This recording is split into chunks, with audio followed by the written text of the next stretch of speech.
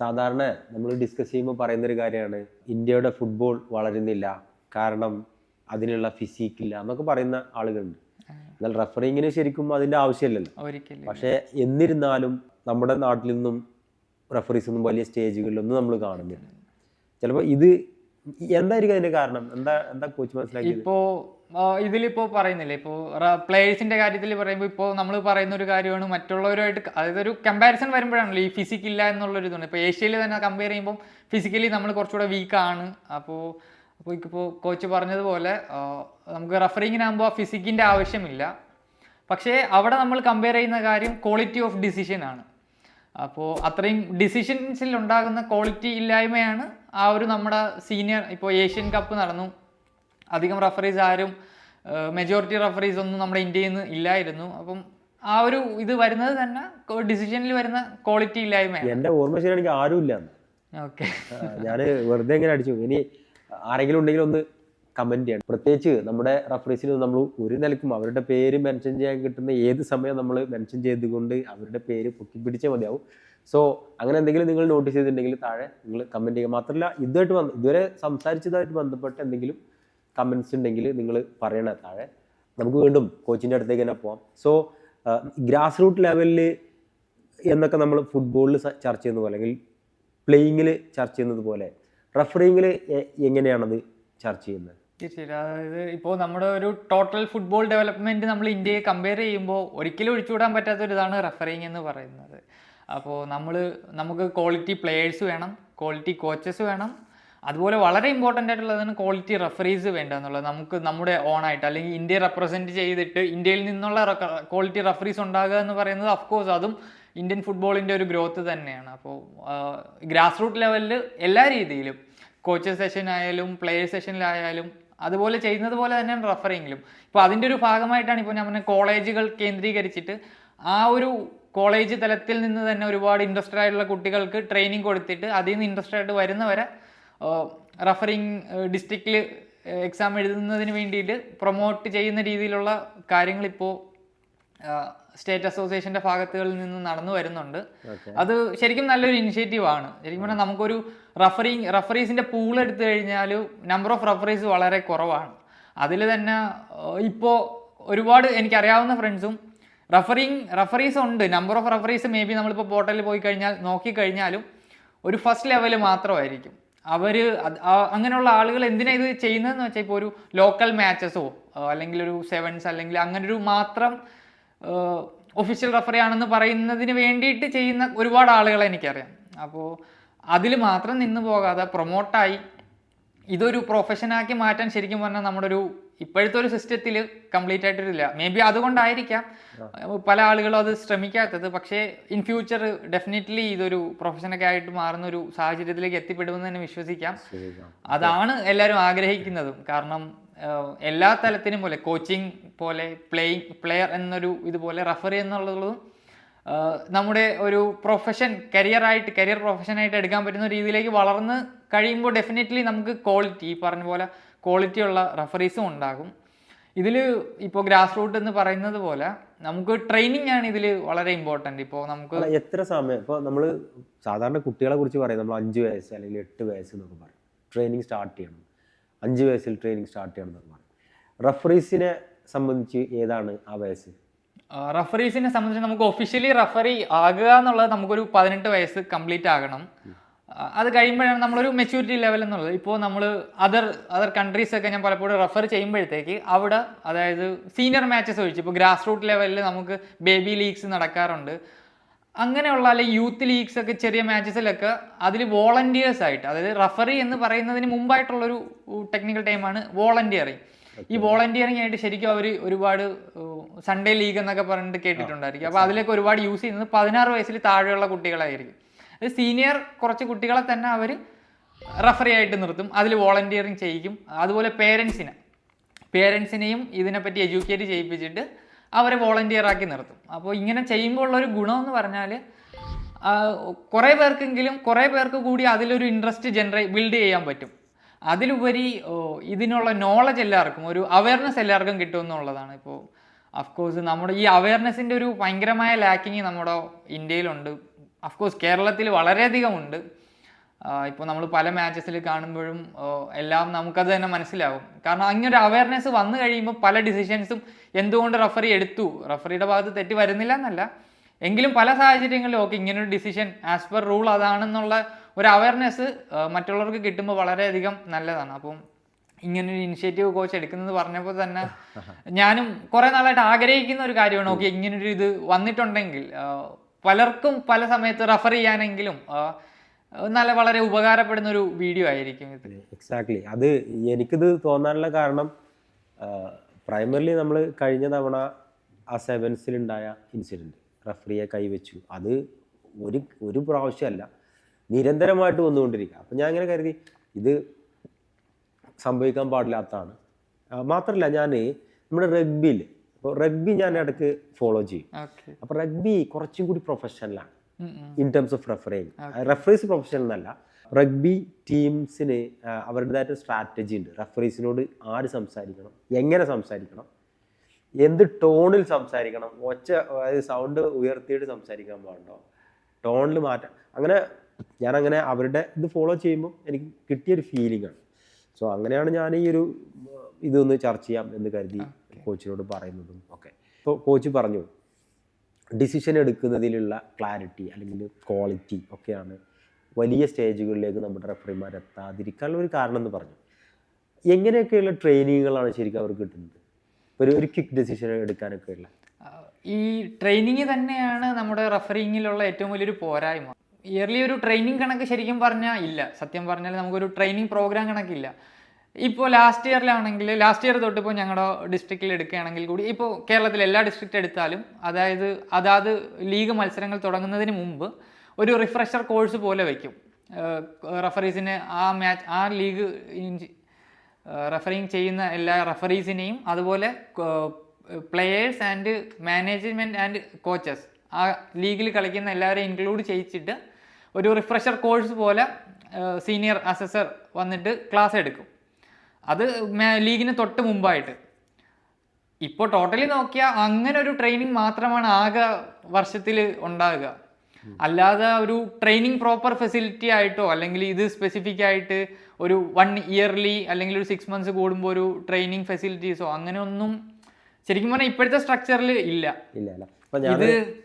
ഇതിൽ ആഡ് ചെയ്യാനുള്ളത് ഇപ്പോൾ പലപ്പോഴും ഇപ്പോൾ നമ്മുടെ എന്താ പറയുക, എല്ലാവരും ഇതൊരു പ്രൊഫഷനായിട്ട് എടുത്തിട്ട് മുന്നോട്ട് പോകാൻ ഇപ്പോഴത്തെ സാഹചര്യത്തിൽ പറ്റില്ല. അപ്പോൾ ഇതിനുള്ള എല്ലാവരും വർക്കിംഗ് പ്രൊഫഷണൽസ് ആയിരിക്കും. ബാക്കി എന്തെങ്കിലും ജോബിലോ മോസ്റ്റ്ലി ഞാൻ കണ്ടിട്ടുള്ള റഫറീസ് എല്ലാവരും ഫിസിക്കൽ എഡ്യൂക്കേഷൻ ടീച്ചേഴ്സ് ആയിരിക്കും. കൂടുതലും പേരും ആ സൈഡിൽ നിന്നാണ്, അങ്ങനെ ഇല്ല എന്നുള്ളവരല്ല. ഇപ്പോൾ ആക്ച്വലി ഇപ്പോൾ നമ്മുടെ കേരളത്തിലൊരു റഫറി ഞങ്ങളുടെ ഒരു ഗ്രൂപ്പിൽ, അപ്പം ഇന്നലെ അദ്ദേഹം ഒരു ഇതിട്ടിരുന്നു. അദ്ദേഹം അഡ്വക്കേറ്റായിട്ട് ഹൈക്കോർട്ടിൽ ഇന്ന് ജോയിൻ ചെയ്യാൻ പോവുകയാണ്. അപ്പോൾ എല്ലാ പ്രൊഫഷനിൽ നിന്നുള്ളവരും ഇതിലുണ്ട്. ബട്ട് മെജോറിറ്റി ഞാൻ കണ്ടിട്ടുള്ളവർ ഈ ഒരു ഫിസിക്കൽ എഡ്യൂക്കേഷൻ മേഖലയിൽ നിന്ന് വന്നിട്ടുള്ളവരായിരിക്കും. കോച്ച് മറ്റ് രാജ്യങ്ങളിലെ റഫറിമാർക്കുള്ള ട്രെയിനിങ്ങുകൾ കണ്ടിട്ടുണ്ടോ, അല്ലെങ്കിൽ അതിൽ നിന്ന് എന്തെങ്കിലും നമ്മൾ അഡോപ്റ്റ് ചെയ്താൽ നന്നായിരിക്കുമെന്ന് തോന്നിയിട്ടുണ്ടോ? ഇപ്പോൾ ഈ മറ്റ് രാജ്യങ്ങൾ കണ്ടിട്ടുണ്ടോ എന്ന് ചോദിച്ചില്ലേ. ഞാനിപ്പോൾ ഇവിടെ UAE വന്നിട്ട് ഒരു മാച്ച് കാണാൻ പോയിട്ടുണ്ടായിരുന്നു. അപ്പോൾ ഇന്ത്യയുടെ ഒരു അണ്ടർ 16 മാച്ച് നമ്മുടെ ഇവിടെ ഒരു ഫ്രണ്ട്ലി മാച്ച് ഉണ്ടായിരുന്നു. അപ്പോൾ അങ്ങനെ മാച്ച് കാണാൻ പോയി. അപ്പോൾ തൊട്ടപ്പുറത്തെ ഗ്രൗണ്ടിൽ ശരിക്കും പറഞ്ഞാൽ ഈ റഫറീസിനുള്ള ഒരു ട്രെയിനിങ് നടക്കുന്നുണ്ടായിരുന്നു. UAE ഫുട്ബോൾ അസോസിയേഷൻ്റെ ഇതിൽ എനിക്കൊന്നും സൂപ്പർ ഡിവിഷൻ എന്തോ ഇവിടുത്തെ ടോപ്പ് ഡിവിഷൻ നിൽക്കുന്ന റഫറീസിന് വേണ്ടിയിട്ടുള്ള ഒരു ട്രെയിനിങ് ആയിരുന്നു. അപ്പോൾ അവർക്ക് ഞാൻ ഒരു 2 days പോയിട്ടുണ്ടായിരുന്നു. 2 ദിവസവും അവരവിടെ ട്രെയിനിങ് ചെയ്യുന്നത് കണ്ടു. അത് ബേസിക്കായിട്ട് ഒരു ഫിറ്റ്നസ് ആണ് മെയിൻറ്റെയിൻ ചെയ്യുന്നത്. ഈ ഡിസിഷൻ മേക്കിംഗ് നമ്മൾ നേരത്തെ പറഞ്ഞല്ലോ, ക്വാളിറ്റി ഓഫ് ഡിസിഷൻസ്, അതിലൊരു മേജർ ഘടകം ഇപ്പോൾ പറഞ്ഞില്ലേ, നമ്മൾ റെഗുലറായിട്ട് ഫിറ്റ്നസ് മെയിൻറ്റെയിൻ ചെയ്തില്ല എന്നുണ്ടെങ്കിൽ അതിനൊരു സാഹചര്യമില്ല റഫറീസിന്. ഇപ്പോൾ പ്ലെയേഴ്സിനെ പോലൊരു ഫിറ്റ്നസ് റഫറീസിന് ഒരിക്കലും വേണ്ട. പക്ഷെ അവർ എൻഡുറൻസ് ഇപ്പോൾ റെഗുലറായിട്ട് ട്രെയിനിങ് ഒന്നും ഇല്ലാത്തവരാണെങ്കിൽ നമ്മളൊരു റഫറിങ് ഡിസിഷൻ ഏറ്റവും ബെറ്റർ ആവുക എന്നുള്ളത് ആ ഇൻസിഡൻറ്റ് നമ്മൾ വളരെ വ്യക്തമായിട്ട് കാണുക എന്നുള്ളതാണ്. അപ്പോൾ വിത്തിൻ ഒരു 10 yard റേഞ്ചിൽ റഫറി എപ്പോഴും ഉണ്ടായിരിക്കണം. നമുക്കൊരു ക്ലിയർ വിഷൻ കിട്ടുന്ന രീതിയിൽ റഫറിയുടെ പൊസിഷനിങ് വരിക എന്നുള്ളതാണ് നമ്മുടെ എറേഴ്സ് കുറയ്ക്കാനുള്ള ഏറ്റവും ബെറ്റർ ഓപ്ഷൻ. അപ്പോൾ പലപ്പോഴും ഹൈ ഇൻറ്റൻസിറ്റി മാച്ചസ് വരുമ്പോൾ അങ്ങനെ എത്തിപ്പെടാൻ പറ്റാത്ത റഫറീസ് അതൊരു പോസിബിലിറ്റി ആയിരിക്കാം ഈ ക്വാളിറ്റി ഓഫ് ഡിസിഷൻസിൽ ബാധിക്കുന്നത്. അപ്പോൾ അതിനൊക്കെ ഉള്ള ഒരു റെഗുലർ ട്രെയിനിങ്ങിലോട്ട് അത് ഇമ്പ്രൂവ് ആയി കഴിഞ്ഞാൽ അതിലൊരുപാട് മാറ്റം വരും. പിന്നെ ഇപ്പോൾ ചോദിച്ചതുപോലെ അതിന് വേണ്ടിയിട്ടുള്ള ഇപ്പോൾ ഡിസിഷൻ മേക്കിംഗ് ആണ് ഏറ്റവും വളരെ ഇമ്പോർട്ടൻ്റ് റഫറിങ്ങിൽ. നമുക്ക് ഏകദേശം ഒരു കണക്കുകളിൽ പറയുമ്പോൾ നമുക്കൊരു ലെസ് ദാൻ 2 സെക്കൻഡ്സ് അല്ലെങ്കിൽ 3 സെക്കൻഡ്സ് ആയിരിക്കും ഒരു ഡിസിഷൻ എടുക്കാൻ വേണ്ടിയിട്ട് റഫറിക്കുള്ള ടൈം. അപ്പോൾ അതിൽ ഒരു ഡിസിഷൻ എടുക്കുന്നതിനും ഒരുപാട് കൺസിഡറേഷൻ ചെയ്യേണ്ടതുണ്ട്. അപ്പം ഇതെല്ലാം മെൻ്റലി ഫീഡായിരിക്കണം, പ്രോസസ് ചെയ്ത് വരണം അല്ലേ? ഒരുപാട് ഡാറ്റ ഒരു സമയത്ത് ഒറ്റ സമയത്ത് ഒരുപാട് ഡേറ്റ ഉള്ളിലേക്ക് വരണം. അതിൽ ഏതാണ് ആ മൊമെന്റിൽ ഉണ്ടായതെന്ന് പെട്ടെന്ന് റെക്ടിഫൈ ചെയ്യണം. എന്നിട്ട് കറക്റ്റായ ഡിസിഷൻ എടുക്കുക. അപ്പോൾ already work pressure, mental stress ഒക്കെ ഉള്ള പ്ലെയേഴ്സ് അല്ലെങ്കിൽ റഫറീസ് ആണെങ്കിൽ ഈ ക്വിക്ക് ഡിസിഷൻ മേക്കിങ്ങിൽ ഒരുപാട് മിസ്റ്റേക്സ് വരുത്തും. അപ്പോൾ മെൻ്റലി ഭയങ്കര ഫ്രീ ആയിട്ട് റിലാക്സ് ആയിട്ട് ഇരിക്കേണ്ട ഒരു ജോബാണ്. കാരണം ഒരു ഡിസിഷൻ എടുക്കണം, ആ ഡിസിഷനാണ് കളിയുടെ ഒരു വിധി തീരുമാനിക്കുന്നത്. അപ്പോൾ ഡിസിഷൻസിൽ എറേഴ്സ് കുറയ്ക്കുക എന്നുള്ളത് വളരെ ഇമ്പോർട്ടൻ്റ് ആണ്. അപ്പോൾ അതിന് ഭയങ്കര ഇമ്പോർട്ടൻ്റ് ആണ് മെൻ്റൽ ഹെൽത്ത്, മെൻ്റൽ ഫിറ്റ്നസ് എന്ന് പറയുന്നത് വളരെ ഇമ്പോർട്ടൻ്റ് ആണ്. അപ്പോൾ പലരും ഞാൻ കണ്ടിട്ടുണ്ട്, അപ്പോൾ ഈ ഒരു അതർ ജോബ്സിൻ്റെ പ്രഷർ കാണും, അല്ലെങ്കിൽ ഫാമിലിയിലെ ഇഷ്യൂസൊക്കെ കാണും, കോമൺ മാൻ ഉണ്ടാകുന്ന ഒരു ഇത്. അപ്പം അങ്ങനെയുള്ളവരൊക്കെ റഫറിങ്ങിൽ വരുമ്പോൾ അവരൊരുപാട് സ്ട്രഗിൾ ചെയ്യും, ഒരുപാട് മിസ്റ്റേക്സ് വരാനുള്ള ചാൻസ് കൂടുതലാണ്. അപ്പോൾ ശരിക്കും പറഞ്ഞാൽ റഫറീസ് ആയിട്ടുള്ളവർക്ക് അസോസിയേഷൻ്റെ ഭാഗത്ത് നിന്ന് തന്നെ ഒരു മെൻ്റൽ അവയർനെസ്സിൻ്റെ ക്ലാസ്സുകളും കാര്യങ്ങളും കൂടെയൊക്കെ കൊടുത്താൽ പലപ്പോഴും നന്നായിരിക്കും എന്ന് എനിക്ക് ബെറ്ററായിട്ട് ഫീൽ ചെയ്തിട്ടുണ്ട്. കാരണം ഞാൻ ഈ മെൻ്റൽ ഫിറ്റ്നസിൻ്റെ ഒരുപാട് ക്ലാസ്സസ് അറ്റൻഡ് ചെയ്തിട്ടുണ്ട്. കോച്ചിങ് പാർട്ടൊക്കെ ആയിട്ട് പ്ലേയേഴ്സിന് കാര്യങ്ങളൊക്കെ കൊടുക്കുമ്പോൾ അപ്പോൾ പലപ്പോഴും ഇങ്ങനെ കുറേ കോച്ചസ്, അതായത് ഫിറ്റ്നസ്, മെൻ്റൽ ഹെൽത്ത് ആൾക്കാരും സൈക്കോളജിസ്റ്റുകളായിട്ടൊക്കെ സംസാരിക്കുമ്പോൾ ഇങ്ങനെ റഫറീസിൻ്റെ കാര്യങ്ങളൊക്കെ ഡിസ്കസ് ചെയ്യുമ്പോൾ അതിൽ വന്നിട്ടുള്ളൊരു ഇതാണ് കൂടുതലും റോങ് ഡിസിഷൻസ് ഒക്കെ വരുന്നത് ഇങ്ങനൊരു പ്രഷർ സിറ്റുവേഷനിൽ ആ ഒരു ക്വിക്കായിട്ട് മെൻ്റൽ ഹെൽത്ത് ഇല്ലാത്തതൊരു പോസിബിൾ റീസൺ ആയിരിക്കാമെന്ന് ഞാൻ ആഡ് ചെയ്തതാണ്. ലോസ് ഓഫ് ദി ഗെയിമിൽ 2ാമത്തെ പേജിലാണ് അതിൽ എഴുതി വെച്ചിട്ടുണ്ട് ഈ റഫറീസ് ഹ്യൂമൻസ് ആയതിനാൽ പിന്നെ പല ഡിസിഷൻസും സബ്ജക്റ്റീവ് ആയിരിക്കും. ചിലപ്പോൾ നിങ്ങൾക്ക് തോന്നുന്നതായിരിക്കില്ല വേറെ ആൾക്ക് ആ സമയത്ത് തോന്നുന്നു. അപ്പോൾ സബ്ജക്റ്റീവ് ഡിസിഷൻസ് ആയിരിക്കും, മാത്രമല്ല റഫറീസ് ഹ്യൂമൺ ആയിരിക്കും, അതുകൊണ്ട് തന്നെ എറേഴ്സ് ഉണ്ടായിരിക്കും. പക്ഷെ അതെന്ത് ചെയ്യാം, അത് നമുക്കൊരു ഡിബേറ്റിലൂടെ അല്ലെങ്കിൽ ചർച്ചയിലൂടെയൊക്കെ നമുക്ക് സംസാരിക്കാം, തീർക്കാം, ഇമ്പ്രൂവ് ചെയ്യാം, നെക്സ്റ്റ് ലെവലിലേക്ക് പോകാം. പക്ഷേ പലപ്പോഴും നമ്മൾ റഫറീസിനോടുള്ള ആറ്റിറ്റ്യൂഡ് കാണുമ്പോൾ എല്ലാവരും പ്രതീക്ഷിക്കുന്നത് 100% പെർഫെക്റ്റ് ആയിട്ടുള്ള ഡിസിഷൻസാണ്. സോ എനിക്ക് തോന്നുന്നത് that's almost impossible, right? Impossible, അതെ 100% ഇമ്പോസിബിൾ ആണ്. കാരണം ആസ് എ ഹ്യൂമനെ കൊണ്ട് അത് പറ്റുക എന്ന് പറയുന്നത് ഭയങ്കര ഇമ്പോസിബിൾ ആണ്. പിന്നെ എന്താ പറയുക, ഇതിൽ ഏതൊരു ഇതിനും ഒരു 2 വശം കാണും. അതിലൊരു ക്വാളിഫൈഡ് ആയിട്ടുള്ള പ്രൊഫഷണൽ റഫറി എന്ന് നമ്മൾ പറയുന്നത് അതിൽ ഏറ്റവും ബെസ്റ്റായിട്ട് ആപ്ലിക്കബിൾ ആയിട്ടുള്ളൊരു ഡിസിഷൻ ആ സിറ്റുവേഷനിൽ എടുക്കാൻ കഴിവുള്ള വ്യക്തി, അതാണ് ഒരു റഫറിയെ ബെറ്റർ ആക്കുന്നത് മറ്റുള്ളതിൽ നിന്ന്. അപ്പോൾ അതിന് ഒരുപാട് കൺസിഡറേഷൻസ് അതിൽ ഇതുണ്ട്. നമ്മൾ ഒരു സിറ്റുവേഷനിൽ നമ്മൾ കാണുന്നത് ആസ് എ ഔട്ട്സൈഡർ കാണുന്ന പോലെ ആയിരിക്കില്ല റഫറി അതിനെ കാണുന്നത്. അദ്ദേഹമായിരിക്കും കൂടുതൽ റഫറിയുടെ ഇൻസിഡന്റ് കൂടുതൽ അടുത്ത് നിന്ന് കാണുന്നത്. അപ്പോൾ പക്ഷേ ഈവൺ നമ്മൾ വാറ് ചെക്ക് ചെയ്തിട്ട് വരെ ആളുകൾ 2 അഭിപ്രായം പറയുന്നത്. അതെ. സോ നമുക്ക് വാർന്ന് പറഞ്ഞാൽ നമുക്കൊരു അഡീഷണൽ ഹെൽപ്പാണ്. അപ്പോൾ അതായത് ഈ റഫറീസ് എറേഴ്സ് കുറയ്ക്കാൻ വേണ്ടിയിട്ട് ലോ ഇൻട്രൊഡ്യൂസ് ചെയ്ത ഒരു സംവിധാനമാണ് വീഡിയോ അസിസ്റ്റന്റ് റഫറിങ്, വാർ എന്ന് പറയുന്നത്. അതിൽ തന്നെ ഒരുപാട് ഇത് വരുന്നുണ്ട്. കാരണം ആസ് എ ഹ്യൂമൻസ് അതൊരു കോമൺ ഇതാണ്. അതിൽ ഇനി കൂടുതൽ ഇപ്പോൾ ലേറ്റസ്റ്റ് ആയിട്ട് VAR യൂസ് ചെയ്യുന്നിടത്ത് വന്നിട്ടുള്ളൊരു അപ്ഡേറ്റ് ആണ്. ഇപ്പോൾ VAR നോക്കി റഫറി ഡിസിഷൻ ചേഞ്ച് ചെയ്തു, അല്ലെങ്കിൽ റഫറി ഒരു ഡിസിഷൻ എടുത്തു, അത് നെക്സ്റ്റ് സെക്കൻഡിൽ റഫറി എല്ലാം മൈക്കിൽ കണക്റ്റഡ് ആയിരിക്കുമല്ലോ, അത് റഫറി ഓഡിയൻസിനോട് എക്സ്പ്ലെയിൻ ചെയ്യണം എന്തുകൊണ്ട്. അപ്പം ഇത് ഇപ്പം ഈ ഇയറിൽ കൊണ്ടുവന്ന ഒരു പുതിയ അപ്ഡേറ്റ് ആണ്. നമ്മളെല്ലാരും വെയിറ്റ് ചെയ്തുകൊണ്ടിരിക്കുക. എനിക്ക് തോന്നുന്നത് അത് ഓൾറെഡി വന്നു കഴിഞ്ഞു, അത് ഇംപ്ലിമെന്റ് ചെയ്ത് തുടങ്ങിയിട്ടുണ്ട്. ആണോ? ഏതെങ്കിലും ലീഗിൽ ഇപ്പോൾ മെക്സിക്കൻ ലീഗിലൊക്കെ അത് ഇംപ്ലിമെന്റ് ചെയ്തിട്ടുണ്ട്. അത് സക്സസ് ആവുന്ന കണക്കിന് അത് എല്ലായിടത്തോട്ടും ഇംപ്ലിമെന്റ് ആവില്ല. അപ്പോൾ ഒരുപാട് ടെക്നിക്കൽ നോളജാണ് ആളുകൾക്ക് കിട്ടാൻ പോകുന്നത്. ഇത് ഇംപ്ലിമെന്റ് ചെയ്യപ്പെട്ടിട്ടുള്ള ഗെയിം ഒന്ന് റഗ്ബിയാന്ന് തോന്നുന്നു എനിക്ക് കേട്ടോ. ഇത് ഞാൻ വായിച്ചപ്പോൾ ഞാൻ മനസ്സിലാക്കുന്നത് റഗ്ബിയിലാണെന്ന് തോന്നുന്നു. അമേരിക്കൻ ഫുട്ബോൾ വിളിച്ചു പറയണം, റഫറി പറയണം, ഡിസിഷൻ എടുത്തത് ലോ നമ്പർ ദീസ്, ഓക്കെ ഇതിൻ്റെ പോയിന്റ് നമ്പർ 1, 2, 3, അതുകൊണ്ട് ഈ ഡിസിഷൻ എന്ന് പറയണം. അപ്പോൾ ഞാൻ പറയുന്നത് എത്രത്തോളം നോളജ് ആയിരിക്കും ഫുട്ബോളായിട്ട് ബന്ധപ്പെട്ട് ആളുകൾ കിട്ടുന്നത്. തീർച്ചയായും മാത്രമല്ല ഒരുപാട് മാറ്റം സംഭവിക്കും. ഒരാൾ കൂടുതൽ ഡെപ്തിലേക്ക് ചെല്ലുന്നത് കൂടുതൽ വിവരങ്ങൾ അറിയുമ്പോഴാണ്. അത്ര കൂടുതൽ അറിയുമ്പോഴാണ് നമുക്ക് കൂടുതൽ ക്വസ്റ്റ്യൻസ് ചോദിക്കാൻ അറിയാം. അതേപോലെ തന്നെ അതിനോടൊരു പാഷൻ ക്രിയേറ്റ് ചെയ്യപ്പെടുക. അതൊക്കെ ആ 1, 2, 3 സ്റ്റെപ്സിലുണ്ടാവും ആദ്യത്തെ. പിന്നീടാണ് ആളുകൾ അതിലേക്ക് ഇറങ്ങി. ഞാൻ തന്നെ അങ്ങനെയാണ്. എനിക്ക് ഫുട്ബോളിനെ പറ്റി തീരെ നോളജ് ഇല്ലാത്ത ഒരാളായിരുന്നു. ഇപ്പം നോളജ് ഉണ്ടെന്നല്ല ഞാൻ പറയുന്നത്, ബട്ട് ബേസിക് നോളജ്. അപ്പോൾ എൻ്റെ ഒരു ഫ്രണ്ട് അദ്ദേഹം ഒരു കോച്ചായിരുന്നു. അദ്ദേഹം പറഞ്ഞു തന്നപ്പോഴാണ് ഞാനും ഇത് ഇങ്ങനെയൊക്കെ ഉണ്ടോയെന്ന് ആലോചിച്ചത്. സോ അത് ആളുകളിലേക്ക് പറഞ്ഞു കൊടുക്കാനാണ് പിന്നെ എൻ്റെ ശ്രമം ഉണ്ടായത്. സോ ആ ഒരു 3-4 സ്റ്റെപ്സ് ഫസ്റ്റിൽ ആദ്യത്തെ അത് വളരെ ഇമ്പോർട്ടൻ്റ് ആണ്. സോ എനിക്ക് തോന്നുന്നത് റഫറിങ്ങിനെ കുറിച്ച് മാത്രമല്ല, ഫുട്ബോളിൻ്റെ എൻ്റയർ കൾച്ചറിനെ മാറ്റാൻ പറ്റുന്ന ഒരു മാറ്റമായിരിക്കും. അതെ അതെ, കാരണം ഇതിപ്പോ കൊണ്ടുവരാനും മെയിൻ ആയിട്ടുള്ള ഇത് നമ്മുടെ ഇപ്പോൾ പ്രീമിയർ ലീഗിലൊക്കെ പറഞ്ഞതുപോലെ premier league 1 of the top ലീഗാണ്. ഫുട്ബോൾ എന്ന് പറയുന്നത് ഒരു വേൾഡ് വൈഡ് ഗെയിമാണ്. അപ്പോൾ എല്ലാവരും ഒരുപാട് ഇതിൽ ഫാൻസ് എന്ന് പറയുന്നത് വളരെ ഇമ്പോർട്ടൻ്റ് ആണ്. ഒരു ബ്യൂട്ടി ഓഫ് ദ ഗെയിമാണ് എല്ലാവരും ഇഷ്ടപ്പെടുന്ന. അപ്പോൾ ഫാൻസിന് അത് ഇപ്പോൾ പല സാഹചര്യങ്ങളിലും റോങ് ഡിസിഷൻ വരുന്നു, VAR ഉണ്ടായിട്ട് പോയിട്ടും. അപ്പോൾ ഫാൻസ് ഒരുപാട് ക്രിറ്റിസിസങ്ങൾ വരുന്നു, അവർ എൻജോയ്മെൻറ്റ് കുറയുന്നു. അവർക്ക് സ്വയം തോന്നുന്നു ഇതിങ്ങനെ അല്ലല്ലോ, ഇതിൽ ആ ഒരു ബ്യൂട്ടി ഓഫ് ദ ഗെയിം നഷ്ടപ്പെടുന്നു എന്നൊക്കെ ഒരു തോന്നൽ ഫാൻസിന് വരുന്നു. അപ്പോൾ അത് മാറാനും കൂടെ ഇത് ഒരുപാട് ഹെൽപ്പ് ചെയ്യും. കാരണം ഓക്കെ, ഓൺ ദ സ്പോട്ടിൽ ഒരു ഡിസിഷൻ എടുത്തു, അപ്പോൾ അത് നമ്മൾ എക്സ്പ്ലെയിൻ ചെയ്യുന്നു അപ്പോൾ എന്തുകൊണ്ടാണെന്ന്.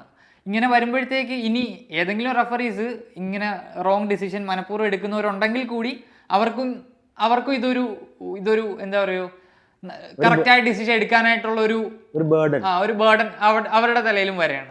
IFAB എന്ന് പറയുന്നത് ഒരു 4 പില്ലേഴ്സ് ചേർന്നിട്ടുള്ളതാണ്. വെയിൽസ്, ഇംഗ്ലണ്ട്, നോർത്തേൺ അയർലൻഡ്, പിന്നെ അതുപോലെ മറ്റൊരു ഇതും, പിന്നെ ഫിഫ.